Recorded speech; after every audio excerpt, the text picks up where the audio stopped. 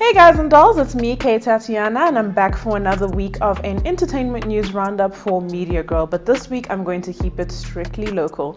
I know I've been missing for some time and you guys have been asking for more and more videos, but I just had to go back to the drawing board to get a few things sorted. But with that said, let's jump straight into this week's stories. Our first story this week has to do with a very polarizing issue, that of Khanya Mkangisa being arrested. Now, videos surfaced this week of her being arrested, and though they weren't recent, they were actually from 3 weeks ago when she was initially arrested. A lot of people had a lot of things to say about the videos, starting with the fact that she might have been rude to the policewoman who she was recorded on film referring to as a bitch. And guys, let's just think about it in that specific instance. Even if you're in the wrong, there's no way you're going to be like, oh my god, what did I do? Please take it easy on me. If a policewoman or policeman is a bit hostile to you, best believe the last thought in your mind is going to be, let me be polite to this police officer. Then even if you're the rare few that might be that person that decides politeness over everything, kudos to you, but let's not expect it of Khanya. What we could have expected though of her is to exercise a lot more responsibility, not just because she is a public figure, but because drinking and driving is a very, very, very serious problem. And in the day and age of services like Taxify, which is now called Bolt, and Uber, and friends who often offer to be the designated driver, she has no business getting behind the wheel knowing that she's going to get that plastered. And even if she does get that plastered, I feel like she's in a position as a public figure and with as many people as she knows to be able to call someone to say, yo, I had a bit too much to drink, please come pick me up from wherever I am. You saying I'm a bitch? Come. Oh, okay, you still touching me. I'm glad you're I'm touching touching. Yes, I'm touching you. No, okay. Because I'm arresting you. Yes, I must touch you. I must touch you. Yes, we are Yes. I've already, but why are you dragging me? No, I'm not dragging you. You are fucking dragging me.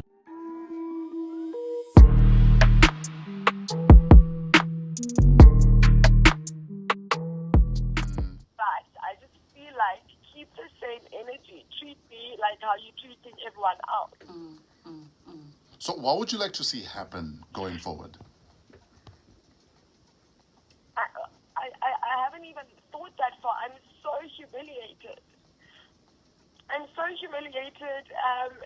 It's embarrassing because people don't even know what actually happened, and what's been put out there is almost how I retaliated after being provoked from the minute I was stopped.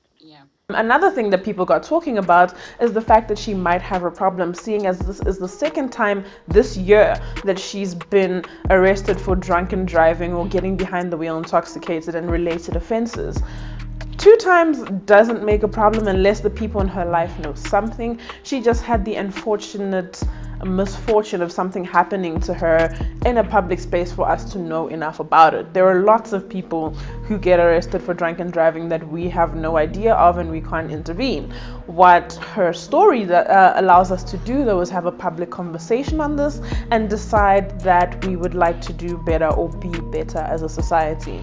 I don't think Homegirl has a problem, but if she does and the people in her life do know that there are some signs that they need to be looking at, I hope she gets the help that she needs. But until now, let's just treat it as a girl who A, made a mistake, and B, had the misfortune of her mistakes being broadcast in such a public space. With that said, I hope she learned her lesson and she never gets behind the wheel again. I don't like to play victim. I was in the wrong.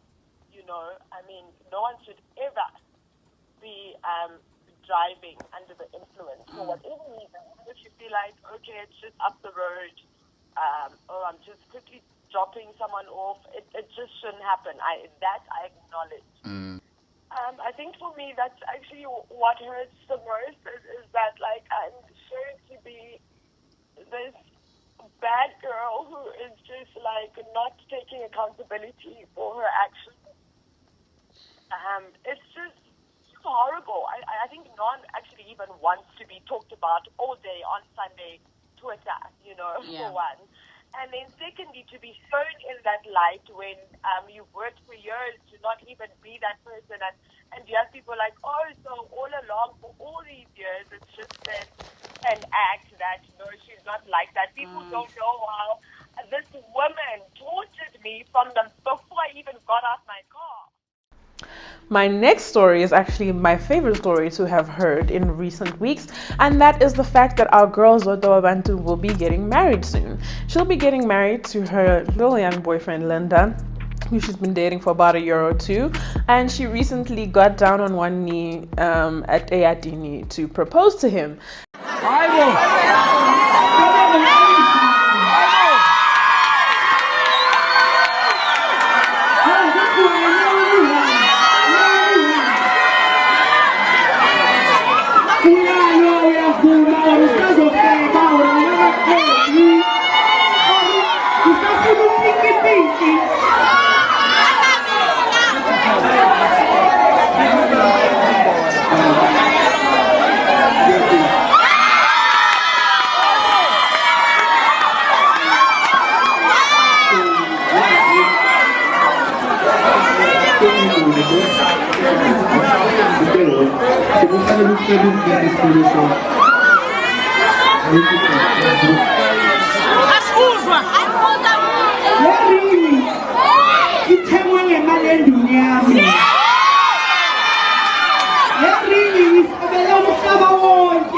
Now, seeing the fact that she's an entertainer, he probably thought she was getting down on one knee to do her vosho and just like realized, oh wait, she's not coming back up.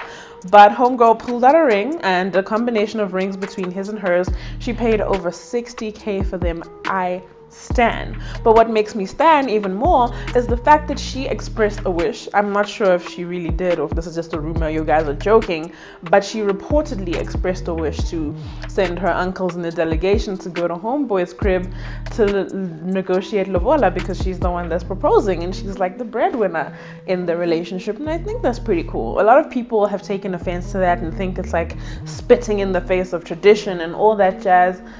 But I mean, why the heck not? If you don't think she should, hit me up in the comments below and tell me the reasons why you don't think it is a viable option for a woman who has more money than her partner and who initiated the process of them getting married, negotiating the lobola. With that said, congratulations to our girl Zodwa, and I can't wait to see how this whole wedding pans out. Please just don't get married at Eyadini, girl. I know it's like the place that everything started at, but just don't do it. You're from KZN, there are amazing locations out there, and with your budget, I'm sure you can pull off an amazing wedding. I know I've been putting this off for some weeks and I'm really sorry guys, but finally here is the announcement of the winner for the makeup draw. So sorry to have been keeping you waiting, but congratulations, and don't forget to hit me up, either inbox me on Twitter, Instagram, or on my Media Girl Facebook page with your details so we can arrange the collection of your prize.